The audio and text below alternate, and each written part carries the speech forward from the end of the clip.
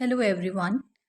So in this question we have to find the derivative of xy plus y square is equal to tan x plus y. So let's start the solution.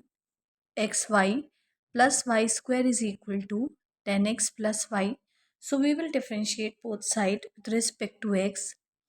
So the derivative of xy will be using product rule. So it will be x into dy by dx plus y into 1 plus, and derivative of y square will be 2y into dy by dx is equal to, and derivative of tan x is sec square x plus derivative of y will be dy by dx.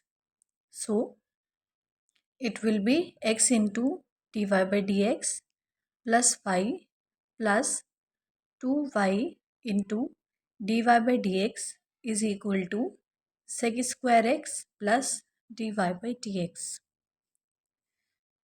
So it will be x into dy by dx plus 2y into dy by dx minus dy by dx is equal to sec square x minus y. So we will take dy by dx common. So it will be dy by dx into x plus 2y minus 1 is equal to sec square x minus y.